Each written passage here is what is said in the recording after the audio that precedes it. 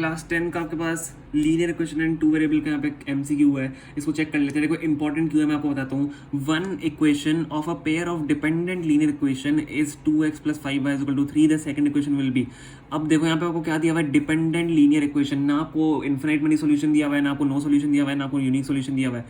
ठीक है, तो यहाँ पे आप क्या करोगे, देखो one equation of a pair of dependent linear equation. अब ये डिपेंडेंट लीनियर इक्वेशन क्या होता है, डिपेंडेंट लीनियर इक्वेशन होता है आपका इन्फिनाइट मैनी सॉल्यूशन। ये ध्यान रखना, ये ऐसे कंफ्यूज करने के लिए दे देते हैं, इन्फिनाइट मैनी सॉल्यूशंस। ठीक है, ये आपका होता है डिपेंडेंट लीनियर इक्वेशन का मीनिंग। तो अब आप क्वेश्चन को सॉल्व कर पाओगे। अगर आपको नहीं पता होता डिपेंडेंट लीनियर इक्वेशन तो आप क्वेश्चन को सॉल्व नहीं कर पाते और आप तुक्का मार के आ जाते हैं।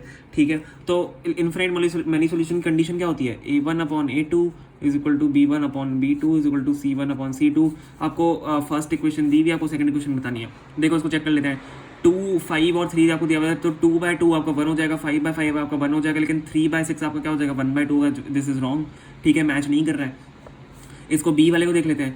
2/3 आपका 2/3 हो जाएगा, 5/5 आपको 1 हो जाएगा, ये भी नहीं हो रहा है, गलत है, ये दोनों गलत हो गए।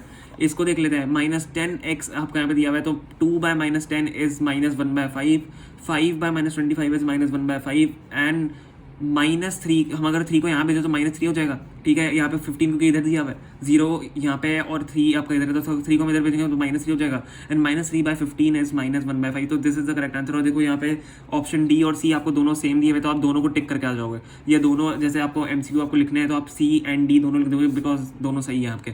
तो क्यों सही है एक बार हम वापस यहाँ पे चेक कर लेते हैं। 2/-10 इज आपका किसके बराबर होता है, 2/-10 इज इक्वल टू, हम कर लेते हैं 5/-25 is equal to -3/15 which is equal to -1/5। ये तीनों आपके -1/5 के आ रहे हैं इक्वल, तो C and D is the correct answer इसमें ऑप्शन, क्योंकि दोनों में सही दिए हैं। ठीक है, तो ये कंफ्यूजन क्वेश्चन इसलिए होता है क्योंकि यहाँ पे डिपेंडेंट लीनियर इक्वेशन लिखा हुआ था which is infinite many solution, और इन्फिनाइट मैनी सॉल्यूशन का आपको कंडीशन पता है। ठीक है, होप आपको समझ में आया। अगर समझ में आया तो प्लीज़ वीडियो को लाइक करना, प्लीज़ चैनल को सब्सक्राइब करना। Thank you so much for watching.